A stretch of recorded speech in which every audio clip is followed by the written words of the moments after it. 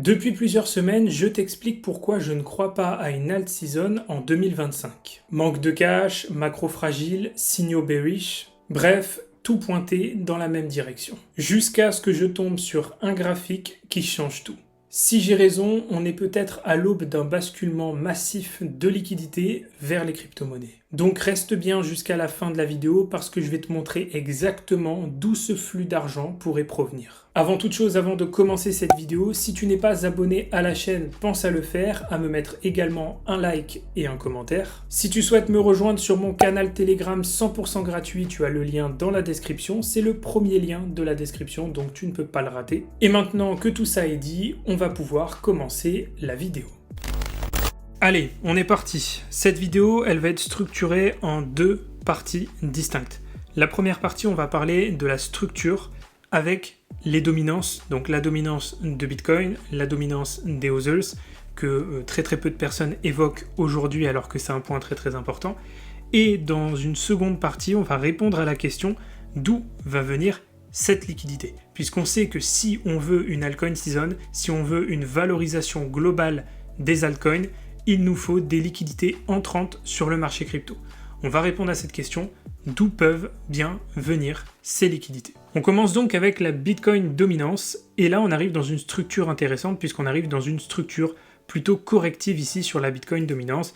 Je vous montre juste ici où est-ce qu'on se situe, vous voyez, on est vraiment sur une structure corrective où on a une impulsion baissière, une structure corrective ici sous forme de drapeau, on pourrait le tracer de cette manière-là, ici. D'accord ? Donc si j'essaye de tracer quelque chose d'un peu moche, mais bon, c'est histoire de montrer un petit peu ce qui se passe, voilà, on se situe là-dedans.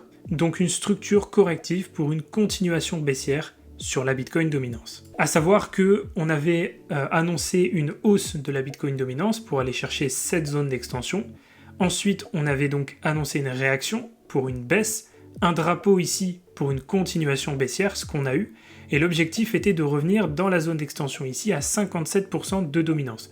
On s'est arrêté un tout petit peu avant, à 57.15.16, et ensuite on est remonté jusqu'à 60% de dominance. L'objectif est toujours le même, revenir chercher la zone d'extension à 57%, et ensuite 53,5%. On est exactement dans la même configuration que ce qu'on avait ici, c'est juste un petit peu moins beau, mais si je vous fais le parallèle, vous allez voir tout de suite là où je veux en venir, on est exactement dans une configuration similaire au niveau de la Bitcoin dominance. C'est juste que ici on était sur une correction plutôt H8, donc 8 heures, voire daily. Ici on est plutôt sur une correction daily, voire même 3 jours. Donc on est sur une correction beaucoup plus longue en termes d'historique et en termes de temps. Donc l'objectif est forcément le même, c'est une continuation baissière pour aller chercher la fameuse zone d'extension juste ici à 57% de dominance. Logiquement, si on fait ça, ça veut dire que les liquidités présentes actuellement sur Bitcoin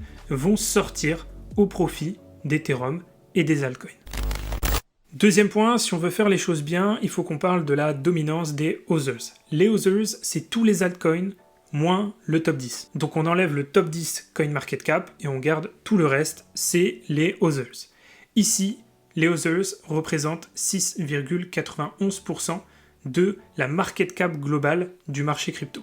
Donc on dit qu'ils ont une dominance de 6,91%, ce qui est très faible quand on voit que la dominance de Bitcoin est de quasiment 60%. Concrètement, ça veut dire que Bitcoin est 10 fois plus dominant que les Others aujourd'hui. Donc on est bien sur un marché qui est dominé par Bitcoin et non pas par les altcoins.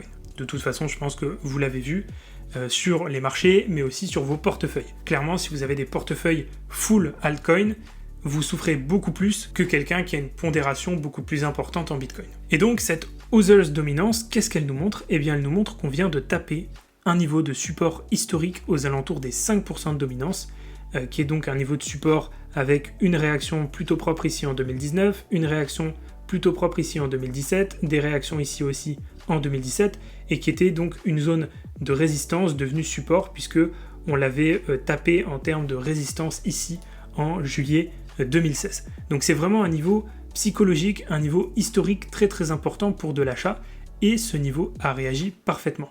En parallèle, on a une zone d'extension ici. C'est une zone d'extension qui est basée du coup sur cette structure que je vous montre juste ici. Tac, cette zone d'extension.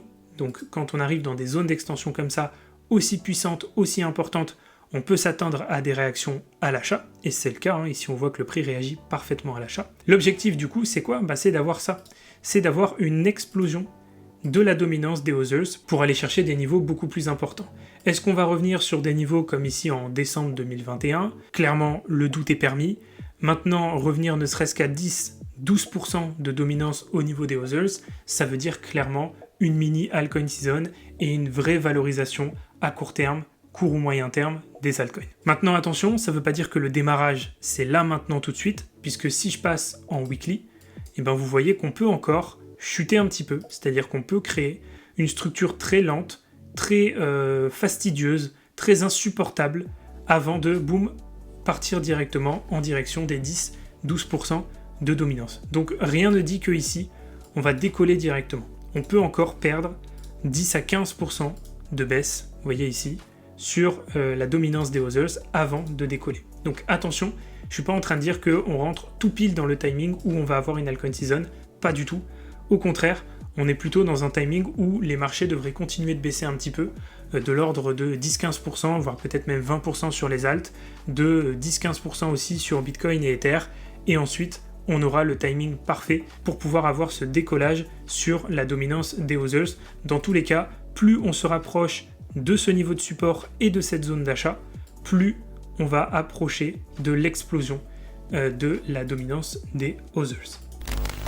Un autre graphique qui permet de voir ça et qui est même encore plus pertinent que le graphique de la dominance des Others seul, c'est le graphique de la dominance des Others par rapport à la Bitcoin dominance. Et là, le niveau de support est encore plus équivoque, encore plus pertinent, plus visuel, puisque vous voyez ici qu'on a une réaction en 2017, décembre 2017, ensuite on a donc l'explosion au niveau de la dominance des Others, pareil ici, août 2019, explosion au niveau de la dominance des Others, ici décembre et janvier 2021, explosion au niveau de la dominance des Others, et on revient où actuellement? Tout pile sur cette zone d'achat.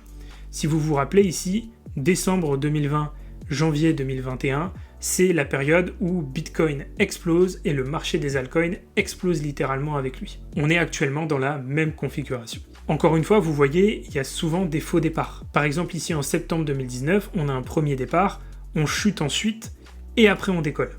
D'accord? Ici pareil, sur les plus petites time frames, vous voyez qu'on vient travailler la zone, ensuite on a une première bougie, la deuxième bougie ici revient travailler encore la zone, et ensuite on décolle. Donc attention, ceux qui pensent qu'on va directement exploser en ligne droite et aller chercher du coup les niveaux des 0,30, 0,35, etc., je pense que vous vous trompez. On va, je pense, retourner, travailler la zone, tranquillement, faire un double bottom, et ensuite partir. D'accord? Donc si je vous mets en weekly, ça donne exactement la même configuration que pour la dominance des Others qu'on a vu précédemment. On devrait avoir quelque chose comme ça, une petite baisse un peu lancinante comme ça, bim, et ensuite on revient chercher la zone, on travaille un double bottom, on crée une structure beaucoup plus mature, et là on peut décoller. D'accord? Donc c'est une question de timing. Maintenant on sait qu'en termes de positionnement, c'est-à-dire là où se situe la dominance des Others par rapport à la dominance de Bitcoin, eh bien on est sur des niveaux d'achat, c'est-à-dire que c'est le moment d'opérer une rotation de Bitcoin vers les Others, donc vers les altcoins. Je ne vais pas vous montrer le graphique de la dominance des Others par rapport à la dominance d'Ethereum, parce que c'est exactement la même chose. Pareil, c'est aussi le moment, tranquillement, progressivement, d'opérer une transition entre Ethereum d'une part et les Others d'autre part. Évidemment, on est obligé de faire aussi le parallèle des Others par rapport à Bitcoin. Donc là, on ne parle pas de la dominance, mais bien des Others directement, donc de la market cap des Others. Et ici, vous voyez que, pareil, on se retrouve dans une zone de support historique, puisque là, on revient sur les plus bas de décembre 2020, janvier 2021, et sur des plus bas aussi de janvier 2020. Pareil, on se retrouve dans une configuration très intéressante. Si par contre, je passe en weekly, eh bien, je vois que j'ai encore un petit potentiel de baisse, on peut revenir chercher des niveaux un peu plus bas, ici, aux alentours de 10-15% de baisse avant de décoller, donc attention, ça ne veut pas dire que demain, on va littéralement exploser sur les altcoins, mais le timing commence à se resserrer, les signaux commencent à être de plus en plus intéressants quand on regarde ce type de graphique. Dernier point, dernier outil qui est pour moi très intéressant pour justement jauger ce rapport de dominance entre les différents actifs, donc entre Bitcoin, Ethereum, les altcoins, etc., c'est l'Alcoin Season Index de Blockchain Center. Alors, tout le monde fait l'erreur de regarder l'Alcoin Season Index juste comme ça, d'accord? Cet Alcoin Season Index là. Il est intéressant, mais il faut le comparer aux autres échéances en termes de temps. Je vais vous montrer, vous allez comprendre. Donc ici, effectivement, on voit qu'on est plutôt dans un entre-deux. On est à la fois au milieu de la Bitcoin Season et en même temps à la fois quasiment au milieu de l'Alcoin Season. On est entre les deux, globalement, à 43 points. On sait que 75 points, c'est l'Alcoin Season, 25 points, c'est la Bitcoin Season, et on sait surtout que il faut commencer à acheter des altcoins quand on est en Bitcoin Season. Là, on est plutôt entre les deux, donc il n'y a pas grand-chose à faire. Mais vous allez voir, c'est pas du tout ce graphique-là qui va m'intéresser, c'est le graphique mensuel. Le graphique mensuel, là, on discute. Regardez ici, le graphique mensuel, on est à 31 sur l'Alcoin Season Index en mensuel. Ça veut dire qu'on est tout pile dans la zone où ça commence à être intéressant d'opérer une rotation vers les altcoins. Je vous montre, ici, juin-juillet 2025, on est dans la Bitcoin Season. Qu'est-ce qui se passe? Explosion pour revenir en Altcoin Season. Pareil ici, même chose ici, même chose ici, même chose là, etc. Donc, toutes ces configurations sont toujours les mêmes, toujours similaires. À chaque fois qu'on repasse en dessous de la Bitcoin Season, donc en dessous de 25, qu'on va chercher des niveaux comme ici 22, 20, 17, 18, 16, etc. Derrière, on a une rotation qui s'opère vers les altcoins. Mais c'est pas tout. On va aller regarder l'Alcoin Season Index en version annuelle. Donc on clique ici sur Year, et là on va avoir d'autres informations intéressantes. Déjà, l'information la plus intéressante, c'est qu'on voit que depuis le dernier cycle, c'est-à-dire 2020-2021, on n'a plus jamais été en Altcoin Season annuelle. D'accord? Donc tous ceux qui nous disent « Oui, mais l'Alcoin Season, on l'a déjà vu en 2024 », c'est faux. D'accord? On n'a jamais eu d'Alcoin Season en 2024, en tout cas sur l'Alcoin Season annuelle. C'est sûr que si vous prenez l'Alcoin Season ici, oui, vous allez en trouver plein, mais c'est pas ça qui est vraiment significatif, et c'est pas ça qui nous donne une vraie information. Nous, ce qu'on veut, c'est est-ce qu'on a déjà été en Altcoin Season sur le plan annuel? Ici, ce n'est pas le cas. Par contre, ce qu'on voit, c'est qu'on a déjà été chercher le niveau des 50. D'accord? On a même été sur les 55 points, donc on a eu quand même des prémices d'une Altcoin Season. En tout cas, on a essayé de s'en rapprocher, mais ça n'a pas été concluant. Maintenant, ce qu'on voit, c'est que dès qu'on est à proximité de la Bitcoin Year, donc dès qu'on est à proximité du niveau des 25 points, eh bien là, il y a toujours des petites réactions qui s'opèrent au profit des altcoins. Regardez ici, août 2024, novembre 2024, ici, juillet 2025, etc., etc. Ici, on est encore une fois dans la même configuration. On vient de réagir en octobre sur le niveau de la Bitcoin Year, donc à 25, et je m'attends à ce qu'on aille rallier le niveau des 35-40 assez rapidement. Encore une fois, pas sur la journée de demain, mais sur les prochaines semaines, on pourrait voir justement cette rotation s'opérer sur les marchés. Maintenant, est-ce que je suis là à annoncer une Altcoin Year avec un niveau des 75 et voilà cet Altcoin Season Index qui passerait de 31 à 75? Pas du tout. Encore une fois, on n'est pas dans un contexte macroéconomique favorable pour avoir ce type de mouvement et surtout pas à court terme. Par contre, revenir chercher les 40, 45, voire même peut-être 50, si vraiment on arrive à pousser loin, ça pour le coup, ça me semble déjà beaucoup plus raisonnable. Et ça permettrait encore une fois d'avoir une mini Altcoin Season qui pourrait durer quelques semaines. L'idée ce serait d'avoir un mouvement similaire à celui-ci, comme on a eu en fin 2024. Vous voyez ici en novembre-décembre, on est quand même passé du niveau des 25 sur la Bitcoin Year, donc ce niveau ici des 25, jusqu'à un niveau de 55 points, ce qui veut dire que là, pour le coup, on peut vraiment parler d'une belle période de rebond et de performance des alts. Donc, si on fait un point à ce stade de la vidéo, techniquement, on vient de voir que les bases pour un cycle de reprise sur les altcoins sont clairement là. Ces bases-là sont présentes. Par contre, il me manque encore le carburant principal, qui sont les liquidités. D'où vont venir les liquidités? En 2020-2021, on sait que c'est venu de la baisse des taux de la Fed et surtout du quantitative easing, donc des injections de liquidités des banques centrales pendant le Covid.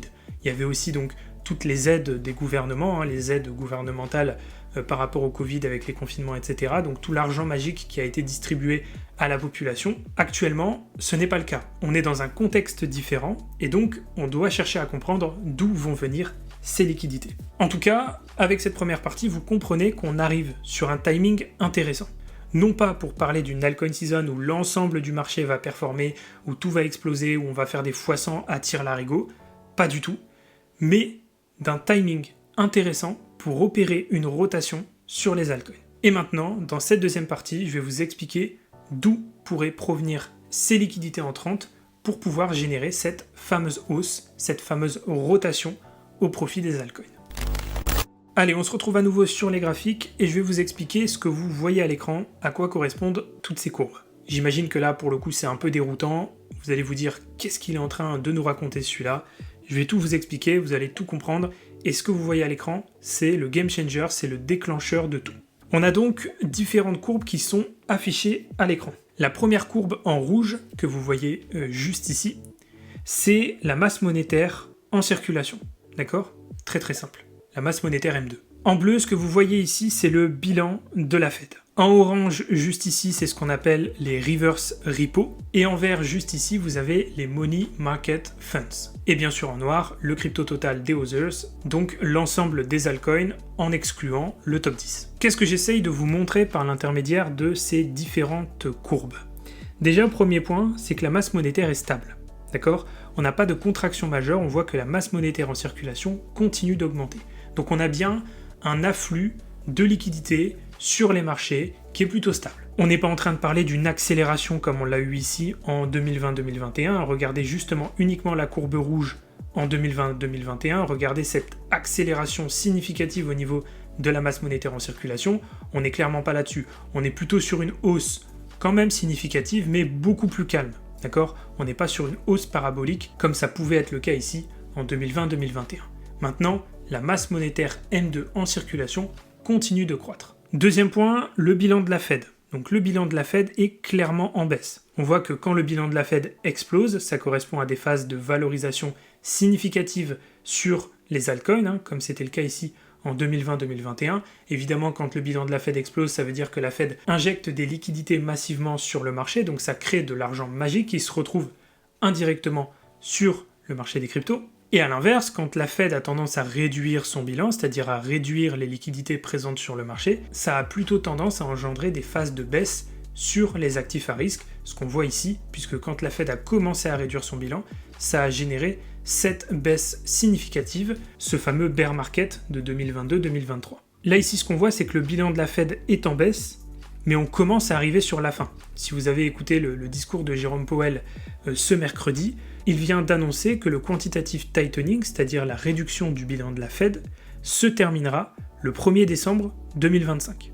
Est-ce que ça veut dire qu'ils vont réinjecter des liquidités? Est-ce que ça veut dire qu'ils vont passer sur un quantitative easing, c'est-à-dire du rachat d'obligations pour réinjecter des liquidités sur le marché? C'est peu probable dans ce contexte, mais le fait déjà d'arriver sur la fin du quantitative tightening, ça va déjà apporter un certain soulagement au niveau des liquidités présentes sur les marchés. C'est-à-dire qu'on aura une pression en moins, cette pression justement de la réduction du bilan de la Fed qui cherche à réduire les liquidités disponibles sur le marché. Donc si on arrête de retirer du cash, c'est déjà un signal positif. Positif ou neutre. En orange, ici, vous avez les reverse repo. Donc le reverse repo, on va dire que c'est le cash qui est prêté par les banques directement à la Fed. On va faire une analogie très simple, on va dire que vous êtes une banque, vous avez 100 voitures, vous en conduisez qu'une seule, et bien vous allez déposer vos 99 autres voitures dans le parking de la Fed en vous disant de toute façon moi je les conduis pas, je vais les mettre là-bas, elles seront en sécurité et en plus on va s'occuper d'elles. C'est un petit peu le même principe, quand les banques ont beaucoup de liquidités, beaucoup de cash, elles vont avoir tendance à aller mettre ces liquidités dans le parking de la Fed sur les reverse repo pour pouvoir, on va dire, sécuriser et obtenir un petit peu de rendement sur ce cash. Et donc là, ça nous donne deux informations. Première information, c'est que les banques ont récupéré massivement ce cash, puisque vous voyez que les reverse repo ont explosé en 2020-2021, donc il y avait beaucoup de cash disponible, ce qui fait qu'on allait mettre beaucoup de voitures à la Fed. Les banques venaient littéralement déposer beaucoup de liquidités dans le parking de la Fed. Et à l'inverse ici, vous voyez que depuis fin 2022, début 2023, les reverse repo se sont complètement écroulés. Donc ça veut dire que les banques ont récupéré les liquidités, elles sont venues rechercher les voitures qu'elles avaient déposées dans le parking de la Fed pour pouvoir les réinvestir. Évidemment, le jour où cette courbe repasse à la hausse, c'est-à-dire qu'on voit une augmentation significative au niveau des reverse repo, ça veut dire que les banques viennent déposer à nouveau des voitures, des liquidités dans le parking de la Fed. Ça veut dire que la liquidité abondante est de retour. Donc ça, pour l'instant, c'est un signal plutôt neutre. On va devoir attendre une inversion au niveau de cette courbe pour pouvoir avoir un signal très positif du retour des liquidités sur les marchés. Et en dernier ici, les Money Market Funds. Ça, ici, ça représente les réserves de cash des fonds monétaires. Et le moins que l'on puisse dire, c'est que c'est complètement énorme en termes de montant. On parle de 7 480 milliards de dollars qui sont en cash et qui attendent d'être investis. Et qui pourraient littéralement sortir pour être investis sur différents types de marchés, crypto-monnaies, actions, etc. Donc c'est littéralement de la réserve de cash prête à se déployer dès que la Fed va pouvoir relâcher la pression monétaire. Et pour vous donner un ordre d'idée, 7 480 milliards de dollars, c'est 3 fois la capitalisation actuelle de Bitcoin. Évidemment, tout ce cash-là ne va pas se retrouver en intégralité sur le marché crypto. Il y a une partie qui va rester en cash, il y a une partie qui ira sur d'autres marchés, probablement les marchés actions, etc. Mais s'il y a ne serait-ce que quelques centaines de milliards de dollars qui se retrouvent sur le marché crypto, si on ajoute en parallèle un rebond au niveau des reverse repo et aussi la fin du quantitative tightening de la Fed avec des baisses de taux qui vont aussi relancer l'activité économique, ça fait automatiquement des nouvelles liquidités entrantes sur le marché crypto. Maintenant, petite nuance par rapport à tout ça. Déjà, premier point, pourquoi du coup je n'annonce pas une altcoin season? Eh bien tout simplement parce que la Bitcoin dominance est encore trop haute, 60% c'est encore beaucoup trop, même si on a vu qu'on allait avoir une inversion par rapport à la dominance des Others, ça reste quand même Bitcoin le chef aujourd'hui avec plus de 60% de dominance. Deuxième point, l'altcoin season index qui est en dessous de 40, donc pour l'instant on est toujours sur une phase où c'est Bitcoin qui reste le plus dominant et les altcoins, on doit se préparer à une rotation, mais pour l'instant on n'a pas encore tous les éléments pour pouvoir le faire, en tout cas pour pouvoir annoncer une altcoin season. Troisième point, eh bien on voit que les liquidités sont en attente, que ce soit au niveau du reverse repo, que ce soit au niveau du quantitative tightening qui n'est pas encore terminé, qui se terminera en décembre 2025, donc encore une fois c'est un peu tôt pour pouvoir annoncer une rotation au niveau de l'allocation des liquidités de la Fed, et puis on voit que au niveau des money market funds, eh bien on est encore massivement exposé en cash. Sans oublier aussi le manque de momentum sur les volumes, il y a assez peu d'intérêt pour les altcoins aujourd'hui, et l'open interest qui reste assez faible. Par contre, ce qu'on vient de voir dans cette vidéo, c'est qu'à court terme, il va se passer des choses intéressantes, notamment des phases de mini-rotation dans certaines narratives, donc ça je vais pas épiloguer non plus là-dessus parce que je réserve ces analyses précises avec les tokens en question, les rotations à faire en fonction des narratives pour les élèves de mon club Daily Invest, mais globalement on peut voir des rotations, des mini-rotations arriver sur certaines narratives comme les layers 2 d'Ethereum, comme des narratives style RWA, IA, Deepin, on peut voir des rotations arriver sur ce type de narrative. Mais attention, ça va être des mouvements qui vont être tactiques et qui vont pas être structurels. C'est-à-dire que c'est pas l'ensemble du marché qui va exploser, comme en 2020-2021, où on a eu une valorisation globale sur l'ensemble des altcoins. Vous pouviez acheter n'importe quoi, vous étiez sûr de faire de la performance. Aujourd'hui, ça ne sera pas le cas. Ça sera des petites narratives, des petites rotations qui vont s'effectuer sur différents types d'actifs et qui vont permettre d'aller chercher de la performance. Globalement, il faut comprendre qu'on va rester dans un marché qui va être sélectif et qui ne va pas être dispersé. On n'aura pas de dispersion totale des liquidités, on va avoir des liquidités qui vont arriver de manière très sélective sur différents projets. Et au fur et à mesure qu'on va voir le bilan de la Fed repartir à la hausse, donc potentiellement avoir des injections de liquidités, que les reverse repos vont remonter, que les réserves de cash dans les money market funds vont commencer à baisser et que la masse monétaire M2 va continuer de monter, à ce moment-là, quand on va avoir de nouvelles liquidités entrantes, des liquidités entrantes massives, abondantes, à ce moment-là, on pourra parler d'une hausse plus globale de l'ensemble des altcoins. Donc, ma conclusion sur tout ça, c'est qu'il n'y aura pas d'alt season explosive à court terme. Maintenant, on va voir des altcoins qui vont surperformer ponctuellement grâce au retour progressif des liquidités. Ça, c'est vraiment le message que vous devez retenir, c'est que les liquidités ne vont pas revenir d'un coup d'un seul pour créer une altcoin season avec des milliards qui vont arriver sur le marché crypto d'un seul coup en une semaine. Ça va être très progressif. D'abord, on va avoir les baisses de taux. Ensuite, on va avoir la fin du quantitative tightening qui va apporter aussi la fin d'un resserrement quantitatif au niveau de la Fed. Ensuite, on va voir le rebond au niveau des reverse repo, on va voir le rebond potentiel au niveau du bilan de la Fed, on va voir les liquidités sortir du cash sur les money market funds, etc., etc. Et ça va être très progressif, et au fur et à mesure, de plus en plus de liquidités vont arriver sur le marché des crypto-monnaies. Et évidemment, tout ça va être extrêmement dépendant du contexte macroéconomique. Si on rentre en stagflation, que l'inflation explose à cause des droits de douane de Trump, et qu'en parallèle, on rentre même dans un contexte de récession, là ça va être beaucoup plus difficile d'avoir une performance significative sur les altcoins. Par contre, le point positif, si ça arrive, c'est que si on rentre dans une récession aux États-Unis, la Fed va devoir agir très rapidement, c'est-à-dire baisser rapidement les taux d'intérêt et réinjecter des liquidités sur les marchés par l'intermédiaire d'un quantitative easing, et ça, automatiquement, ça va contribuer à recréer de la croissance, à rebooster l'économie américaine et aussi à valoriser significativement les actifs à risque, notamment donc Bitcoin, Ethereum et puis les altcoins. Voilà, à ce niveau-là de la vidéo, vous savez tout, vous savez concrètement ce que j'attends des marchés dans les prochaines semaines, prochains mois. Évidemment, vous l'avez compris, je me situe toujours dans une certaine forme de nuance, de prise de recul par rapport au marché. Je suis ni dans le discours de ceux qui disent on va avoir une altcoin season complètement explosive, on va faire des x100 dans tous les sens comme c'était le cas en 2020-2021.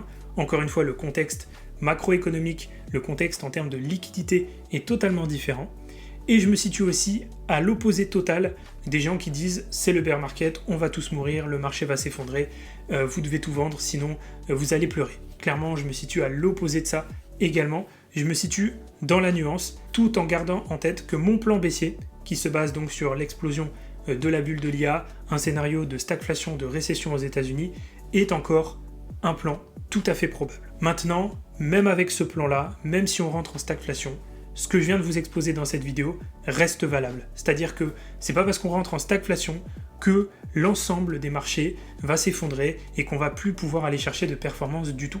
Au contraire, on va avoir, comme je l'expliquais dans la conclusion, on va avoir des performances intéressantes sur des altcoins de manière sélective, donc sur des narratives précises, sur des rotations sectorielles précises. Et tout l'enjeu, ça va être de pouvoir identifier ces bonnes narratives, ces bonnes rotations pour pouvoir les exploiter au mieux. Évidemment, ça c'est mon travail, c'est ce que je fais au quotidien avec mes élèves dans le club privé CryptoPump. Si vous appréciez mon approche et que vous souhaitez en savoir plus, vous avez tous les liens dans la description de la vidéo. Je vous invite à nous rejoindre si vous voulez pouvoir optimiser votre portefeuille, exploiter au mieux cette phase de marché et surtout comprendre ce qui se passe concrètement, parce que c'est pas en suivant les différents influenceurs crypto sur Twitter ou sur YouTube ou sur Instagram ou sur ce que vous voulez que vous allez comprendre ce qui se passe. Globalement, ils sont soit permabull, soit permabear, donc soit ils annoncent des bear market, soit ils annoncent des bull run ou des altcoin season to the moon bro, mais en attendant, il n'y a toujours rien de très concret chez ces gens-là. Certains sont assez pertinents dans leurs analyses, mais encore faut-il trouver les bons. Je ne pense pas être meilleur que tout le monde, mais je pense avoir une approche bien différente qui me permet d'être rentable sur ces marchés depuis plus de 6 ans. Donc si vous voulez me rejoindre et rejoindre la communauté, n'hésitez pas à aller faire un tour sur mes réseaux sociaux et à aller faire un tour dans la description de la vidéo. Et sur ce, fin de transmission, je crois que j'ai tout dit pour ce que je voulais vous partager dans cette vidéo. Je vous laisse avec l'outro de celle-ci. Alors, est-ce que je me suis trompé? Pas sur le fond, on n'est toujours pas en altcoin season. Les altcoins ne sont pas encore prêts à exploser dans l'ensemble, mais les signaux précurseurs sont là. C'est le calme avant la rotation. Si tu veux savoir quand ces liquidités vont vraiment s'activer et quels sont les altcoins qui en profiteront en premier, ça se passe dans le club d'Elinvest. Parce que la prochaine fois qu'on verra ces courbes se croiser, ce ne sera plus une question de est-ce que j'ai eu raison, mais plutôt de est-ce que tu étais dedans ou pas. J'espère que cette vidéo vous aura plu. Si c'est le cas, n'hésitez pas à me mettre un like, un commentaire et à vous abonner à cette chaîne YouTube. Si vous voulez me rejoindre sur mon canal Telegram 100% gratuit, vous avez le lien dans la description. De la même manière, si vous souhaitez rejoindre mon club CryptoPump, vous avez le lien dans la description également. Si vous souhaitez me rejoindre sur mes autres réseaux sociaux, que ce soit TikTok, Instagram, vous avez également les liens dans la description. Et quant à moi, je crois que j'ai tout dit, je vais vous laisser ici. Je vous souhaite à tous une excellente journée ou une excellente soirée. Et nous, comme d'habitude, on se retrouve dans de prochaines vidéos pour de nouvelles analyses et de nouveaux partages.